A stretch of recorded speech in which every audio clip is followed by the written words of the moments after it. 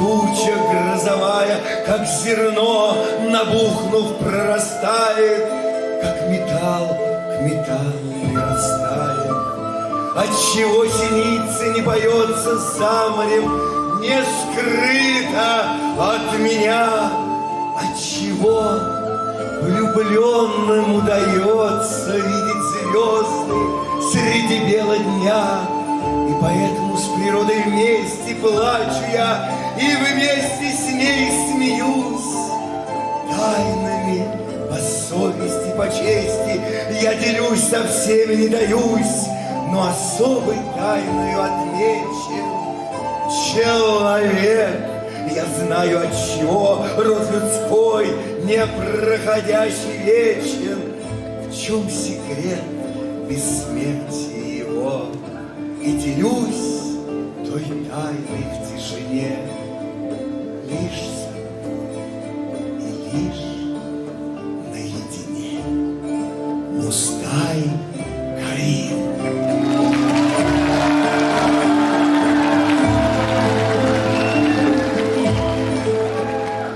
Есть ли у вас на душе, друзья мои, что-нибудь такое, о чем вы обязательно хотели бы рассказать всем хорошим людям?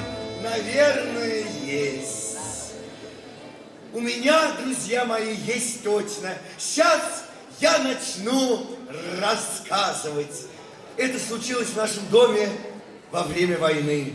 Той далекой войны, на которую мы всегда будем помнить.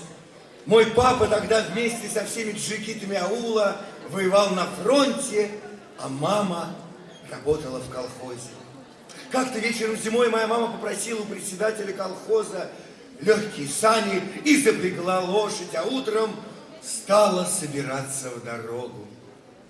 Человек не сушит сухарей, если ему недалеко ехать, а мама приготовила их целый мешок.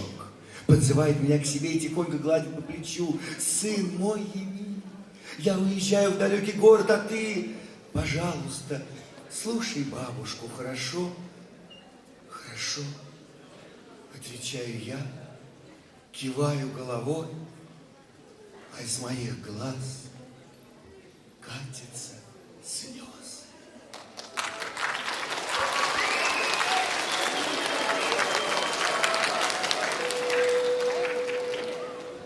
Будь осторожна, доченька, смотри вперед и оглядывайся назад, наставляет маму бабушка. Недаром говорят, в дальнем пути человек найдет 40 бед. Мама не отвечает. Она снимает с вешалки свою шубу, берет теплую белую шаль и начинает одеваться. Потом мы все трое садимся и долго молчим. Вдруг мама поднимается с места, обнимает сначала бабушку, потом меня и, прощаясь, говорит: будьте живы, здоровы. Мы с бабушкой остаемся вдвоем и очень долго молчим. Потом я спрашиваю: бабушка, скажи, что такое 40 бед? А бабушка в ответ вздыхает: не знать бы тебе ни одной, внучек.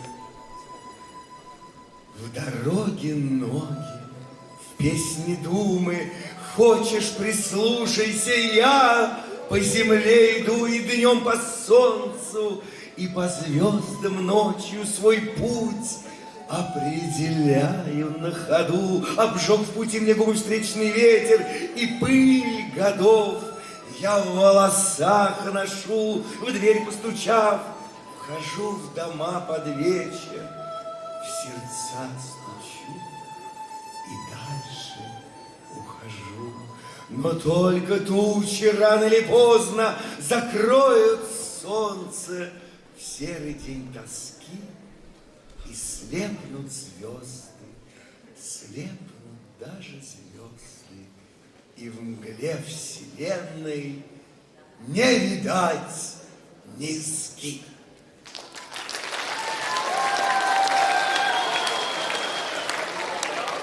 Я уже не помню, сколько прошло ночей с тех пор, как уехала мама. За это время у черной рогатой овцы стало двое ягнят. Один ягненок черный, другой белый. В холодные дни мы приносим ягнят в дом. Когда ягнята поедят и согреются, они играют и бегают по дому. Бабушка вяжет варежки для тех, кто воюет на фронте, а сама нет-нет взглянет, да и приговаривает, как радуются, как играют. Ягнятам весело, когда их двое. Вот если б у тебя был брат или сестра, как было бы хорошо. Я подбегаю к бабушке и прижимаюсь к ее плечу. А будь у тебя сестричка, ты бы любил ее, спрашивает бабушка. Что ты, бабушка, очень любил. Если бы у меня была сестричка, я всегда бы носил ее на руках и ни разу бы не уронил. И вот целый день я думаю только о сестренке. Вечером ложусь спать в кровать. Бабушка, бабушка, прошу я, расскажи сказку. И бабушка начинает рассказывать. В давние-давние времена, говорит бабушка, жил-был на свете Батыр Тимирбек. Однажды на его страну напал царь, у которого было змеиное туловище и 12 человеческих голов. Царь этот привел с собой несметное войско. Тимирбек вместе со своими джигитами ушел защищать свою страну. А дома у Батыра Тимирбека осталась красавица, сестрица Гульнур, с лицом, как луна, с глазами, как звезды. Однажды Гульнур со своими подругами пришла за водой к озеру. Вдруг поднялась буря, закружился вихрь, девушки разбежались и спрятались в камышах. Когда буря утихла, девушки вышли из камышей. Только не вышла. Батыры воины, прогнав царя со змеиным туловищем и 12 человеческими головами, с радостью возвращались домой. Приехал домой и Тимирбек. Но радость его сменилась горем. Не слезая со своего крылатого коня, Батыр вложил в ножны саблю, которая могла одним взмахом достать врага за 40 верст, и поехал искать Гульнур.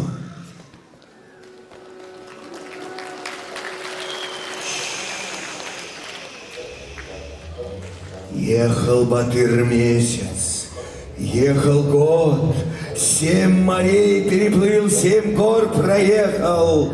В одной горной пещере повстречался Тимирбеку седовласый старик. Здравствуй, дедушка.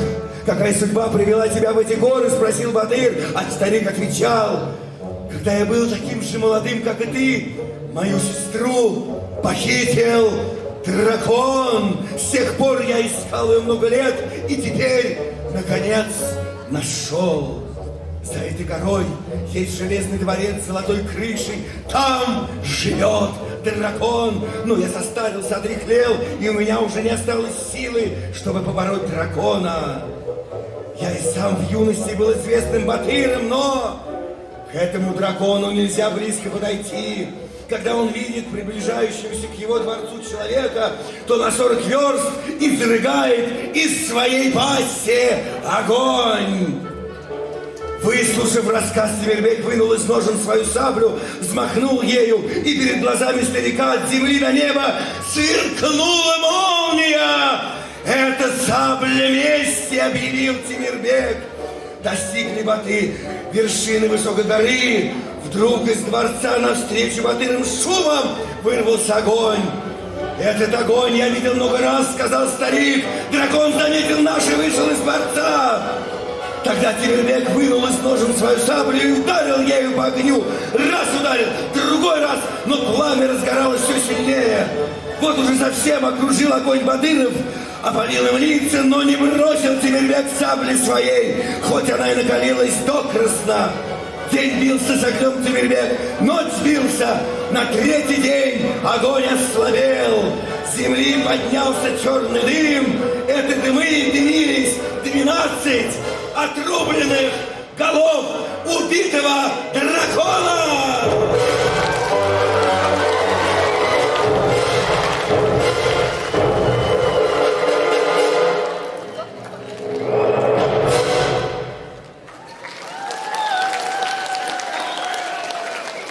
Батыры сломались им дверей Железного дворца и вошли в него.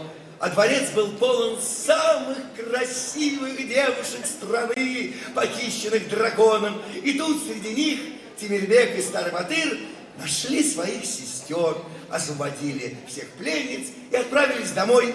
Радуются и веселятся они.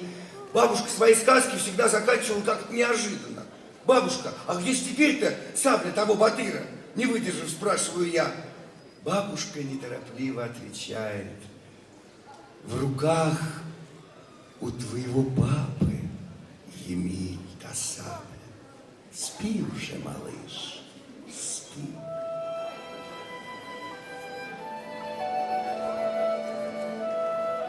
Полз мальчик на четвереньках.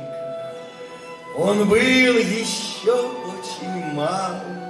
С последней он сполз ступеньки, коснулся земли и встал, как будто знал, что от века есть на земле закон, родившийся человеком, не ползать по ней рожден, на ноги став однажды. Не упади, держись. Так начинает каждый трудное дело жизни. Мама все не едет. Однажды утром пришла тетя-писпоносец. Она оставила для мамы газету из Уфы. В этой газете я разбираю только два слова. Они написаны крупными буквами «Красная Башкирия». Почтальон дала мне еще небольшую, сложенную в четверо бумажку. «Это телеграмма от матери», — сказала она, и ушла. Я держу в руках телеграмму и не знаю, что с ней делать. Что это такое телеграмма? Хорошее что-нибудь или плохое? «Бабушка, бабушка!» — кричу, я бегу к ней навстречу. «Принесли телеграмму!» «Кто? Как? Кто? Откуда? Откуда?» — вскрикивает бабушка, смотрит по сторонам. Я отдаю ей бумагу и вижу, как дрожат ее руки. «Боже мой!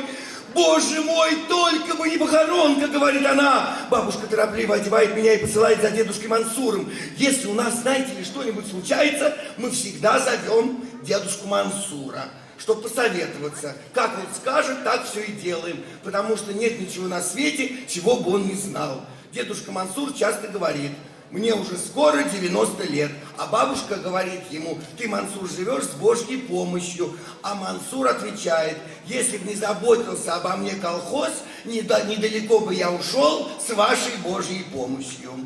Я их разговоры не понимаю. «Ну, прочитай уже, прочитай», просит бабушка. «Сердце у меня не на месте, боюсь, не похоронка ли это, ведь на войне дети мои». Он долго осматривает бумагу со всех сторон. «Что это не похоронное, знаю наверняка, сестра, но прочитать не могу. В молодости везде я побывал, всяким ремеслам учился. И в Оренбурге был, и в Стерлитамаке, а вот разбирать написанное не научился». Бабушка снова берет у него из рук телеграмму, то наденет, то снимет очки. Так ей хочется прочитать написанное. «Сестра, — говорит вдруг дедушка Мансур, — а это не ребята ли проходят по улице? Ты бы пригласила кого-нибудь из них. Они прочитали бы эту бумажку, они умеют». «Правда, чего ж мы так растерялись, когда у нас есть школьники?» Я про них и позабыла. Она смотрит в окно, потом, накинув шаль, быстро выходит. Возвращается бабушка с Махмутом. Я знаю Махмут, он живет на нашей улице и учится в 5 классе. «Сыночек, прочти эту бумажку, — говорит бабушка». Я смотрю во все глаза на Махмута. Он гордо берет бумажку. «Это телеграмма от тети Кюнбике. В ней написано по-русски». «Да мы сами знаем, что по-русски, — говорит девушка». «Давай, читай, ну читай уже, не томи, — просит бабушка». Махмут читает письмо по-русски, потом рассказывает по-башкирски. Тетя Кюнбике пишет: «16-го приедем, точка. Пусть на станцию шлют лошадь, точка. Привет всем, точка». «А какое же сегодня число?» «Сегодня 15-е, завтра 16-е. А мне в школу пора, важно, — говорит Махмут, и уходит. Бабушка всплеснула руками. День пролетел очень быстро, и вот у наших ворот останавливаются сани председателя колхоза. Я спрыгиваю на сундук и приникаю к окну. Господи, а вот моя мама вернулась. Какую же это маленькую девочку ведет она с собой.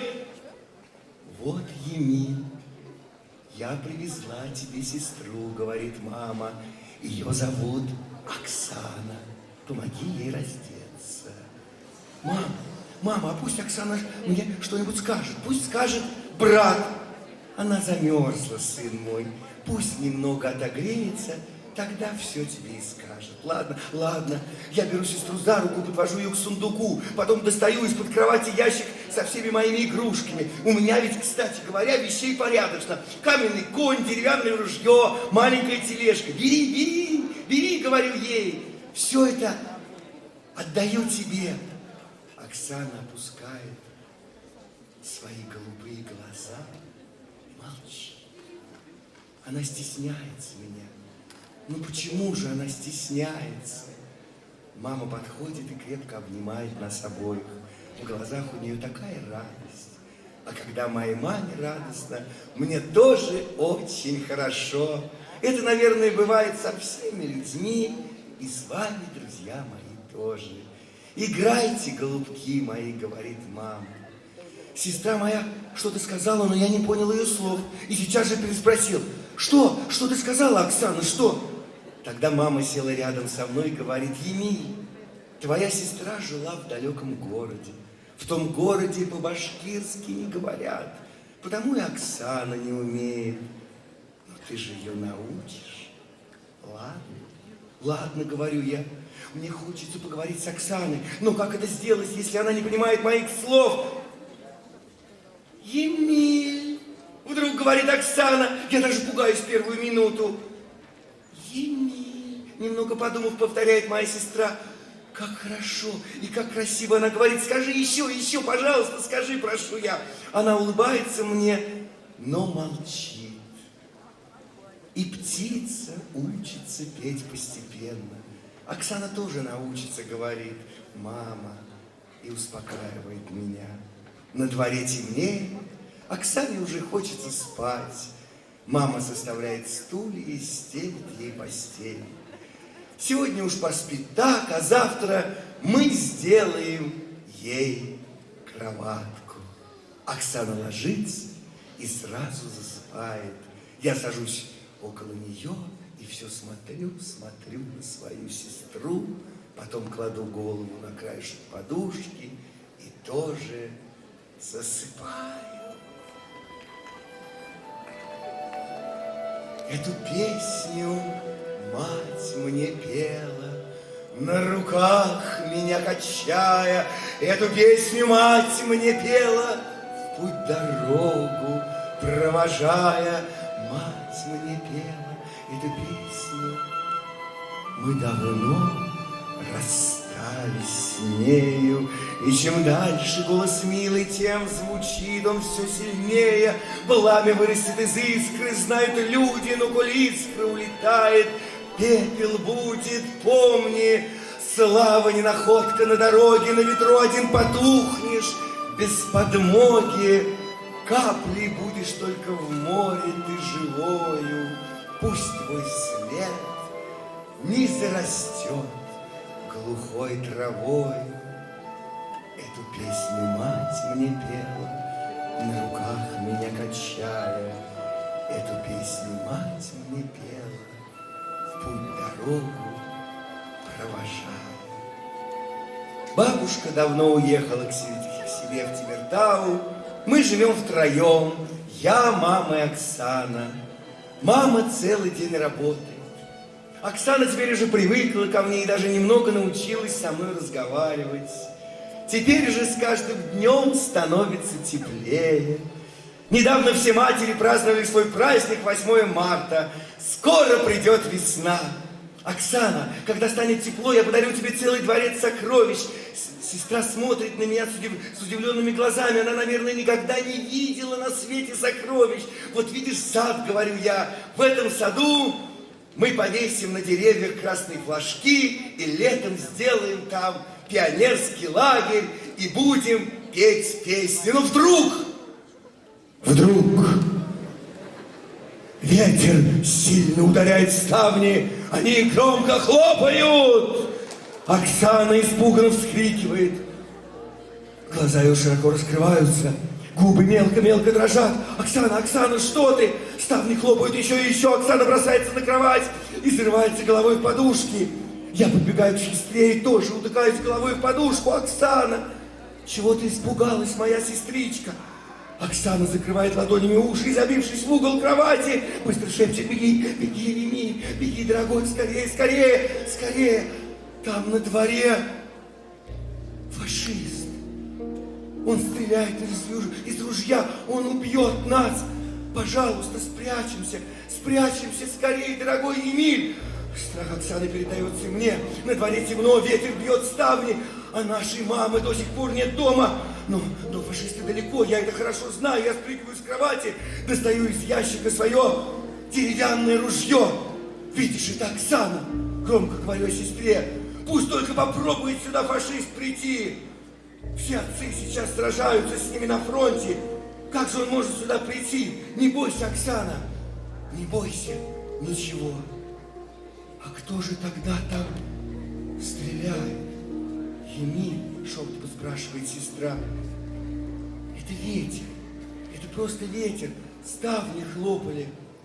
Оксана опускает руки и смотрит то на дверь, то на окно. Мы сидим вдвоем за подушками, прижавшись к спинке кровати. Оксана, говоря ей: пожалуйста, ничего не бойся, когда ты со мной, я всегда буду тебя защищать. А когда вырасту и стану сильным, как Батыр Темирбек, я буду побеждать всех врагов.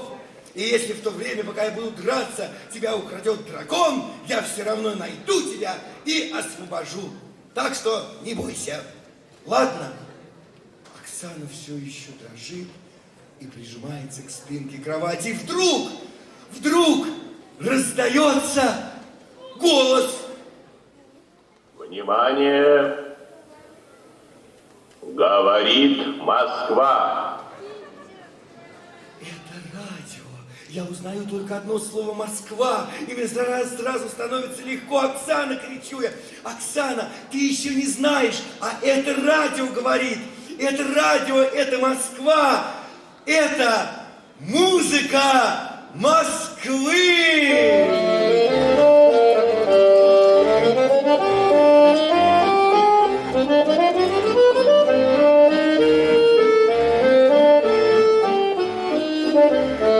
От этой музыки я делаюсь очень смелым, спрыгиваю с кровати и гляжу в окно.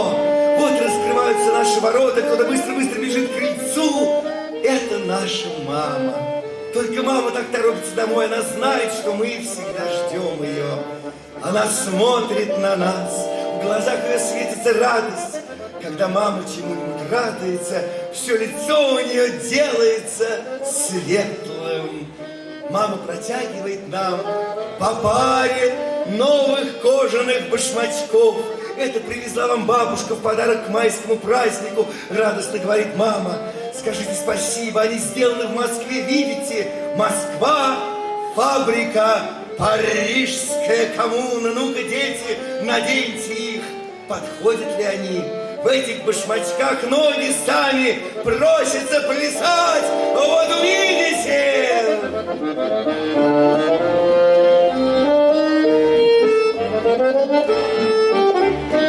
Ну вот мы одели наши обновки. Мне хочется выйти на улицу, пройтись по всему селу, а потом побежать далеко-далеко по широкой дороге. Так бы взял сейчас сестренку за руку и побежал. Тебе хочется выйти на улицу? Спрашиваю я Оксану. Хочется. Идем. На улице все люди смотрят на наши башмаки, и мы сами смотрим, и солнце смотрит на нас.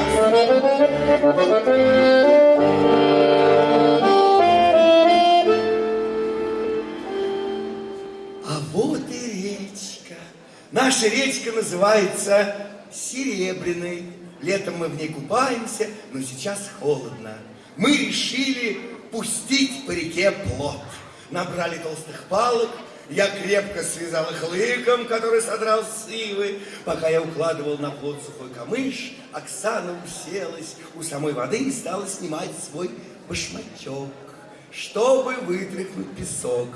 В это время к нам подошли ребята с нижней улицы. Здравствуйте, люди с верхней улицы, говорит один мальчик и здоровается со мной за руку. Здравствуйте, люди с нижней улицы, отвечаем мы. Так всегда при встрече говорят друг другу взрослые. Потом осторожно мы спускаем плот на воду. Плот закачался на волнах и тихонько поплыл. И вдруг, неизвестно откуда, мне показалось прямо с неба, на плот упал желтый башмачок с красными кисточками. Я не сразу понял, что случилось. Посмотрел на свои ноги, башмаки на мне, оглянулся на Оксану. Она все еще сидит на песке, но только в одном башмачке. А где же ее другой башмачок? От испуга я не мог ничего сказать. Плот уже уносило водой. Оксана громко заплакала, а плот уже далеко на середине реки. И на плоту лежит башмачок с красными кисточками. Башмачок моей сестры Оксаны. Ребята с нижней улицы горюют. Ах, если была лодка. Другой говорит, если бы дело было летом, я бы доплыл. Третий говорит, а я бы нырнул, ничего не сказав. И больше не слушая их, я бросаюсь бежать по этой тропке.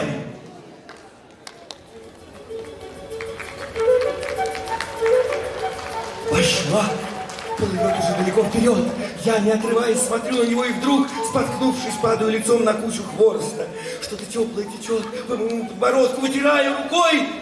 Вижу, это кровь. Поднявшись, вижу далеко мой плот. Я громко заплакал и побежал дальше. Плот плывет, я бегу, плот плывет, я бегу. Все равно я поймаю этот башмак. Бегу. Стоп! Из-за старого тополя показалась огромная серая собака с большими такими опущенными ушами. Она стала прямо на дорожке, смотрит на меня, изо рта у нее свисает язык. Я не испугался, только перестал так громко плакать. Хочу ее обойти, но она прыгнула вперед и залаяла. Я побежал к тополю, она бросилась за мной, стала и стоит. А плот, боже мой, плот все плывет и плывет по серебряной дальше. Если б теперь появился на коне папа с саблей и с винтовкой, эта собака испугалась бы и сей бы час убежала. Я смотрю то на эту страшную собаку, то на плот, который все уплывает и уплывает. Вот уже он скрылся из глаз. В это время кто-то закричал: «Барбос! Барбос!» Собака встряхнулась своими большими ушами, еще раз посмотрела на меня и убежала. Я помчался дальше по берегу.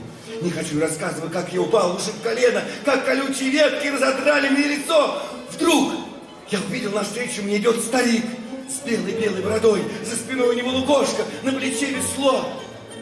Куда ты бежишь, сынок? Смотри, посмотри на себя, ты весь в крови, говорит он. Вон башмак на плоту, быстро отвечаю я. Башмачок сестры моей Оксаны, она теперь плачет. Вон, видишь, дедушка. Дедушка снимает со спины лукошко, вешает его на дерево и быстро идет по тропинке обратно. Я едва поспеваю за ним. Он спускается к реке, там стоит лодка, привязанная к иве. Дедушка отвязывает лодку, садится в нее. «Ну, сынок, садись. Поехали», говорит он, и я сажусь в лодку. Плот уже почти скрылся из глаз. Скорее бы доплыть. Ой, как быстро греб дедушка, стоя в лодке. Я боялся за дедушку, как бы он случайно не упал в воду. Но нет, он не упал. Мы догнали плот. Дедушка протянул руку и взял башмачок с красными кисточками. Башмачок моей сестры. Какой замечательный дедушка! Мы плывем по реке обратно, дедушка гребет, я тихонько спрашиваю: а может быть, ты дедушка из сказки? Да нет, я обычный настоящий дедушка, старый рыбак, отвечает он. Мы доплыли до того места, где садились в лодку. Лодка сильно врезалась в берег, я даже чуть не упал. Выходи, сынок, говорит дедушка, и отдает мне желтый башмак с кисточками. Бери, сынок, говорит он. Оказывается, это очень красивый башмачок. Пусть теперь твоя сестрица бережно носит его.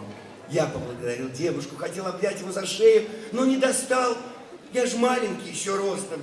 И поэтому обнял только его ноги. Потом прижал к себе башмачок и побежал по тропинке. Ну, боже мой, что я вижу? Кто же это бежит мне навстречу? Один большой, один маленький. Или у них тоже башмачки уплыли, и мне их тоже спасать нужно? Увидя меня, они что-то кричат и бегут еще быстрее. А я узнал, конечно, узнал. Это же бежит моя мама. А кто еще? Ну, конечно, за ней Оксана. Вот кто бежит мне навстречу. Мама подбегает первая. Она поднимает меня на руки и, задыхаясь, говорит: Емель, Емель, мы так напугались за тебя. Я отдаю ей башмак. Я очень боялась, как бы ты, сын, не утонул из-за этого башмака. Бегите, дети, бегите вперед. Мальчик бежал под летним дождем с открытой головой. Вырасту, думал, и дальше бежал вровень с плакун травой. Вырос, и тысячный дождь оросил пашню в его труде. С распахнутым воротом он стоял, без шапки на борозде. В годы засухи вместе с землей он жаждал испить дождя. Каждое облачко он хотел жадно вдохнуть в себя. И вот сегодня пашню его небо поит дождем. Дышат поля, мокнет земля, ивы шумят под прудом.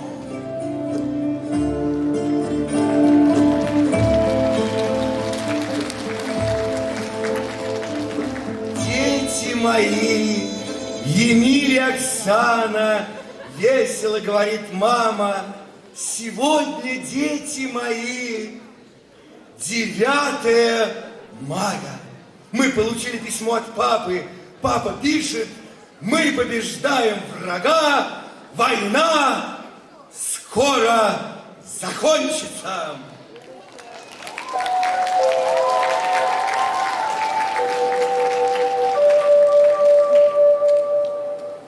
Внимание! Говорит Москва! Говорит Москва! Работают все радиостанции Советского Союза. 8 мая 1945 года в Берлине подписан акт о безоговорочной капитуляции германских вооруженных сил. Великая Отечественная война, которую вел советский народ, победоносно завершена. Фашистская Германия полностью разгромлена. С победой, товарищи! Приходит праздник, дети. На нашу улицу приходит праздник. Большой, великий праздник Победы, говорит мама. И ее слова звучат для меня как очень хорошая, настоящая песня.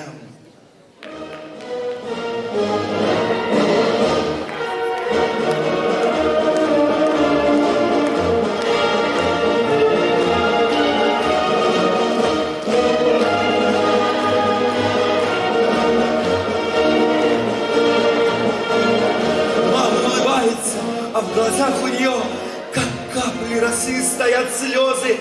Весь народ собрался около клуба. Война кончилась, мы победили, говорили взрослые и обнимали друг друга. Мы с Оксаной до самого вечера играли на улице. Во всех домах взрослые сидели за столами, угощали друг друга и пели песни.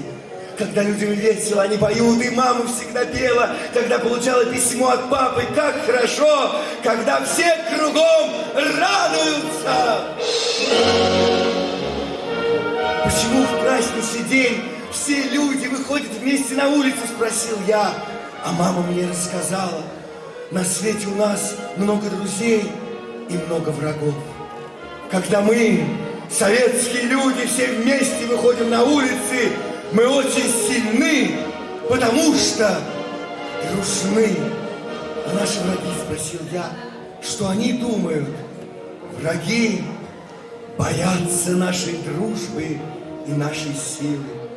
Теперь я хорошо знаю, кто такие наши враги. Это фашисты. Они напали на нашу страну, и папа пошел на фронт, чтобы победить их, чтобы они больше никогда не воевали с нами. А мы все вышли на улицу. Пусть радуются друзья и боятся враги.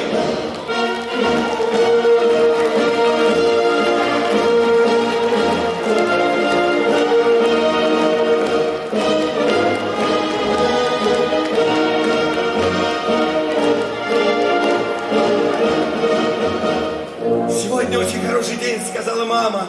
Сейчас мы будем сажать яблони. Когда станете взрослыми, вы скажете маленьким своим детям: это яблони, ребята, мы сажали в год победы над фашистами. Это яблони победы.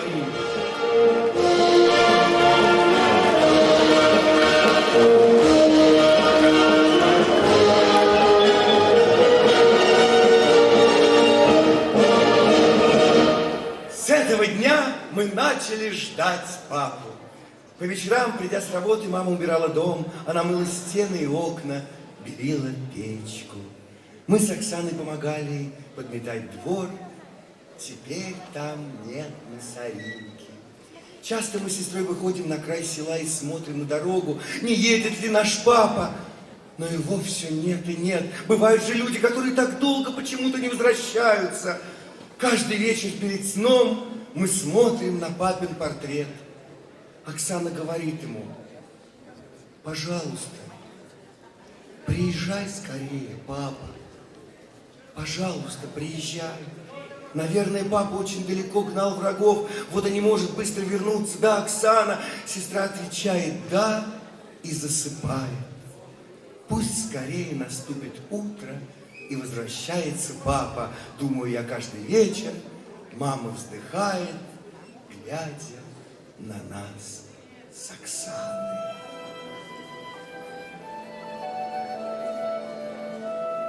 Случались дни удачные, не скрою, успех делам сопутствовал порой.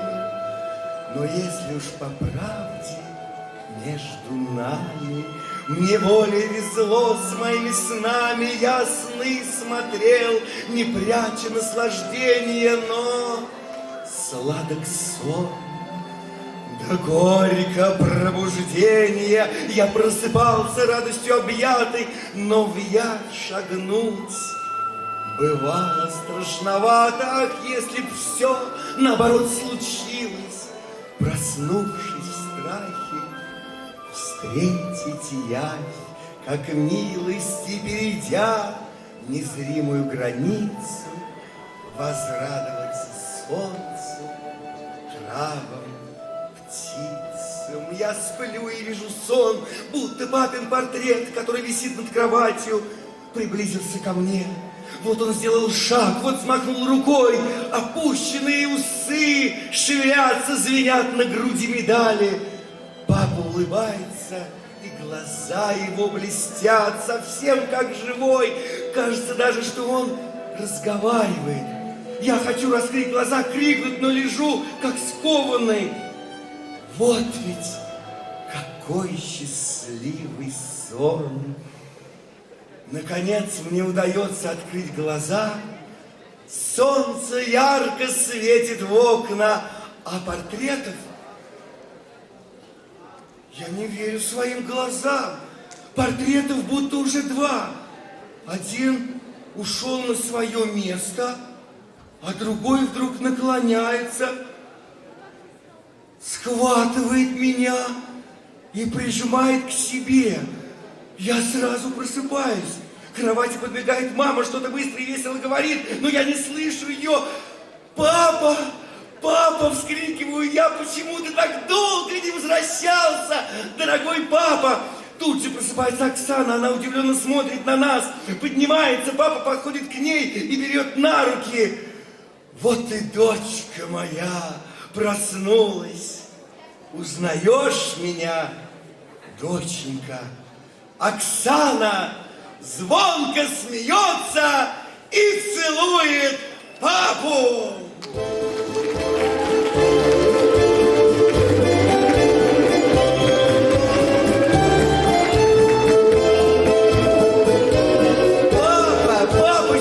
Оксана, мы тебя ждали, держа нас обоих на руках, папа садится на сундук. Вот я и вернулся живым, здоровым, потому что вы меня очень ждали. Оказывается, вы счастливые, мои дети. Я считаю медали 1, 2, 3, 4, 5.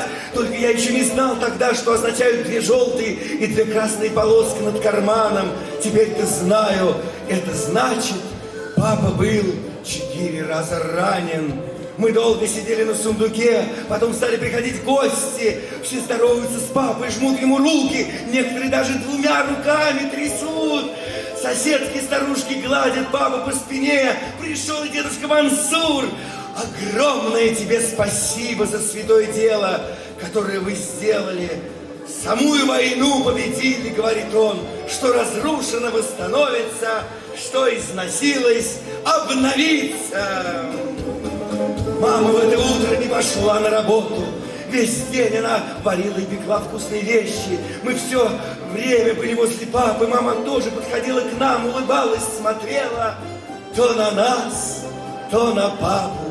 И говорила так весело и звонко, как будто сыпались серебряные монеты. Все лицо ее светилось, глаза сияли, и мне казалось, что весь наш дом и наша улица стали светлее.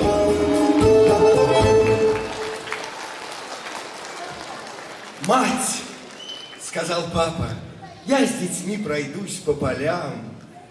На фронте дал я себе слово, если вернусь, то не снимая походного мешка, обойду все наши поля и луга. Папа снял со своей груди 2 медали, приколол одну мне, другую Оксане. Быстрым шагом мы поднялись в гору. На самом гребне горы папа остановился. Отсюда хорошо виден весь аул, долины реки Серебряной и Дубовое озеро, и аул Тимиртау за лесом. Папа долго-долго смотрит вокруг. Вот, дети, это все ваша родная земля, говорит он. И за этими горами, за лесами, за реками, все это ваша родная земля. Еще есть много-много родной земли, которую вы не видели, не знаете. С той земли мы прогнали фашистов. Понимаете меня? А знаете, что такое соскучиться? Спрашивает папа. Что? Вы хотели меня видеть? Ой, папа, ты так долго был на войне. Мы все время плакали, говорит Оксана. А бывает в природе такая пора. Ветер стихнет, но листья трепещут, солнце сядет, в полнеба чернеет гора, но лучи отсеченные блещут. Приоткрой мне, природа, секреты свои, чтоб потом без меня, хоть в начале, от меня отсеченные песни мои шелестели, светили, звучали. Однажды вечером мы сидим и пьем чай. Оксана спорит со мной о том, сколько дней осталось до 1 сентября. Я говорю 7, она говорит 8. Я говорю 7, она говорит 8. Папа смотрит на маму, потом на нас и тихо говорит: Сегодня дети из далеких краев к нам пришли добрые вести. Мы получили письмо от очень близкого человека. «Мамочка», — спросил я шепотом, «мамочка, кто же этот близкий человек, который живет в далеких краях?» Мама вдруг обернулась и тихо проговорила: «Скоро, скоро, подожди немножко. Скоро, сынок, ты все узнаешь сам, пусть только это будет в добрый час, малыш. День прошел, 2 дня прошло, мы еще ничего не узнали, а на 3-й день в наш дом, как говорит бабушка, вошли и радость, и печаль». Мы долго были на речке, вернулись домой поздно. На бревнах возле сада сидел папа и какой-то незнакомый красноармеец. Увидев нас, этот красноармеец вскочил и крикнул: «Оксана! Оксаночка! Оксана!» Он еще что-то сказал, но я не понял, не расслышал, что. Мы с сестрой остановились. Откуда он знает Оксану, этот незнакомый человек? Папа ему сказал, что ли, сам не знаю от чего. Я ужасно испугался, Оксана тоже испугалась, у нее задрожали губы. «Идите сюда, идите скорее сюда, дети», — позвал нас папа. «Это наш дорогой гость, он только что приехал». Но мы не двинулись с места. Дорогой гость сам побежал к нам навстречу и взял в руки Оксану. Он долго смотрел на нее, потом прижал к себе. Оксана почему-то не заплакала. А этот человек все смотрит на нее, гладит по голове и шепчет: «Оксана, Оксана, дочка моя». Почему он так говорит, дочка моя? Я вижу, папа опустил голову и тыльной стороной ладони вытирает себе глаза. Что это с ним? Не попала ли ему в глаз соринка? Мама стоит на крыльце, я никак не пойму. То ли она смеется, то ли плачет. А дорогой гость все держит Оксану на руках, целует ее в лоб, волосы, руки. Я уже начинаю сердиться на этого гостя. Чем-то это мне все не нравится. Нельзя же так долго держать на руках чужую сестренку.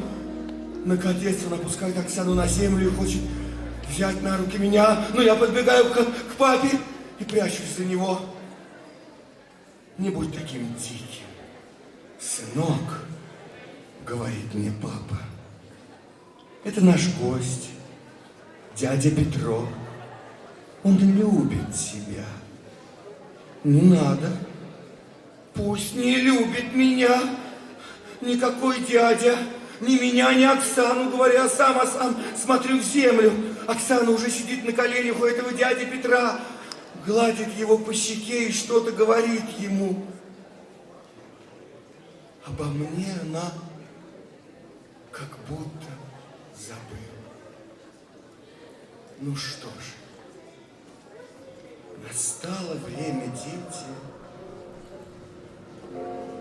рассказать вам, что привело в наш дом дорогого гостя. Рассказ мой будет короток, откашлявшись, говорит отец. Война, дети, страшное дело. Много горя приносит она людям. Сколько разоренных сел мы проходили, не сосчитать. Хуже зверей враги наши фашисты. Нет в них ни жалости, ни к матерям, ни к малым детям. Гнали мы их с Украины большой силой. Помню, однажды выбили мы их из одного села. Как сейчас перед глазами стоят разбитые хаты, пустая улица, везде гарью пахнет, дышать нечем. Ни одного человека не видно. Только слышу я в крайней хате ребенок плачет.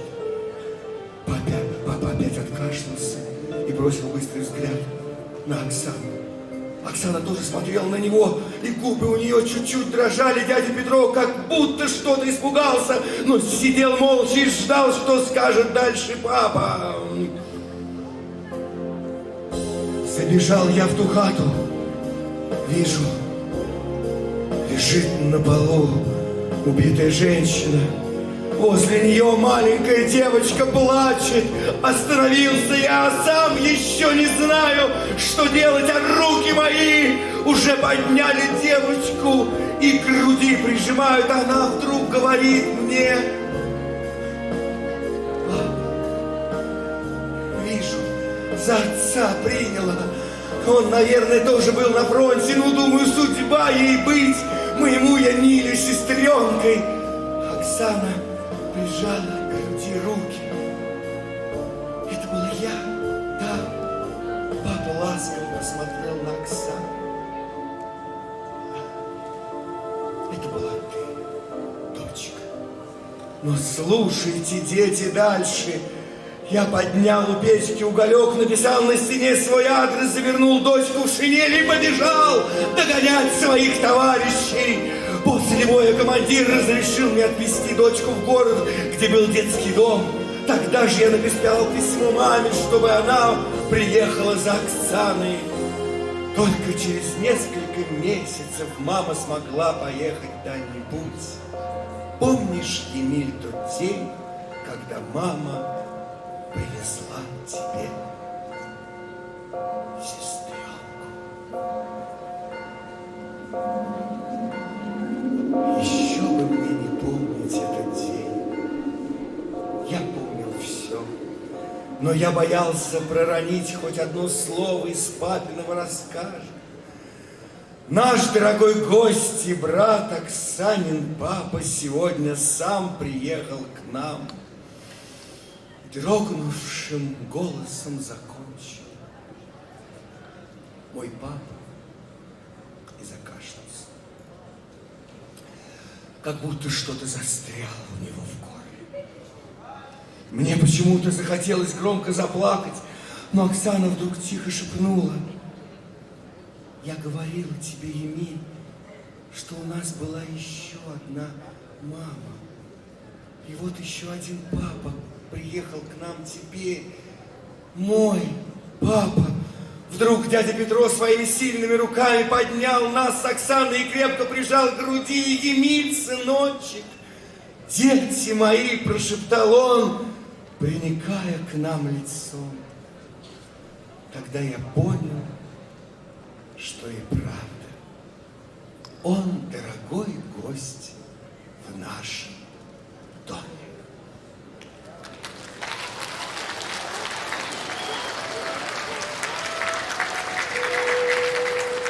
Всегда тревожно и несмело, когда в дорогу провожать, ты говоришь, что не успела мне слово нужное сказать.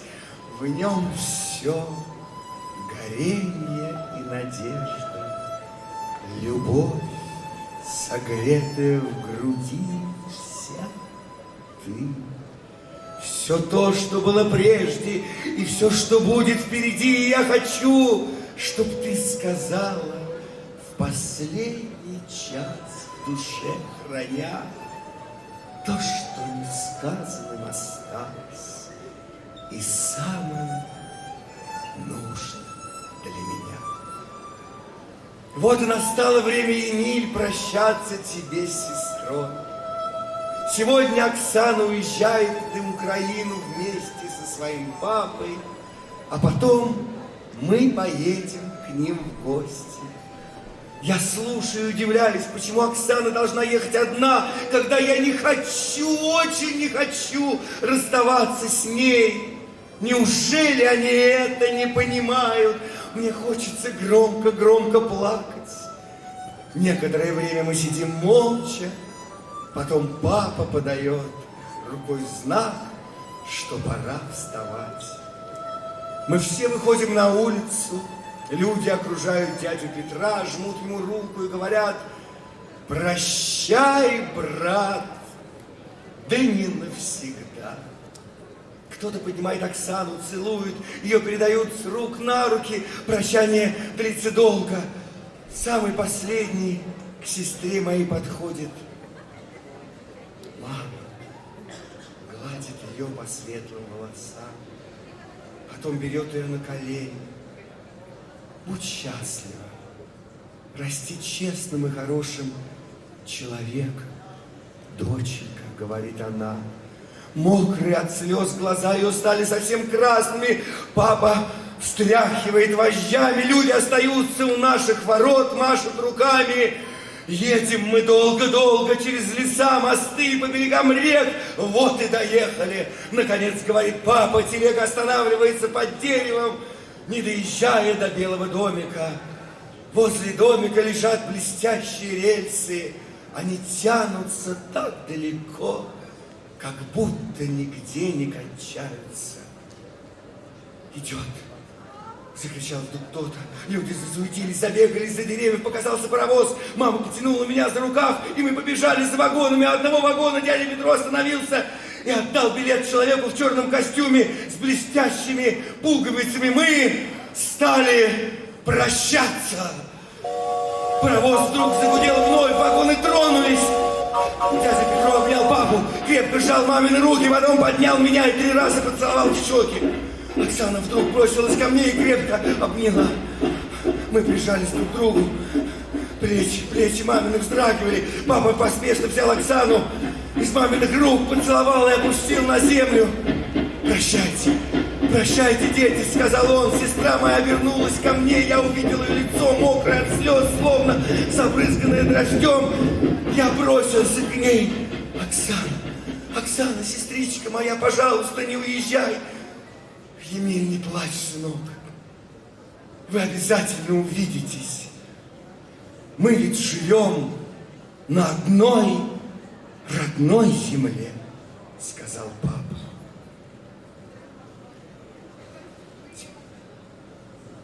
Улетела птичка моя прелестная в свое гнездо, сказала мама.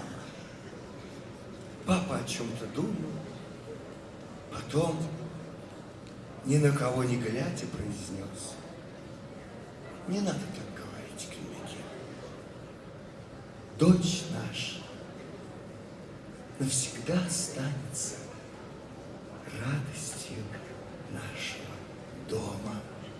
Теперь не только у Оксаны, но у всех нас будет 2 гнезда. На своей земле Петро построит новый дом. Он сильный человек, и нам теперь навеки суждено делить с ним пополам и радость, и печаль.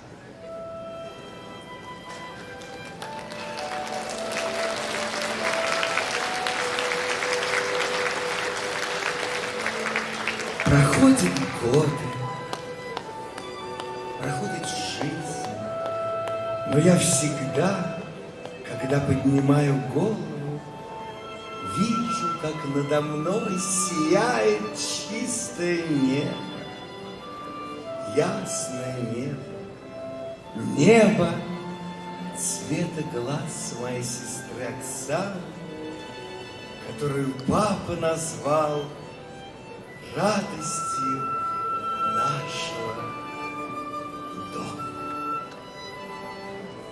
Все завершил, покончил с мелочами, и суета осталась позади.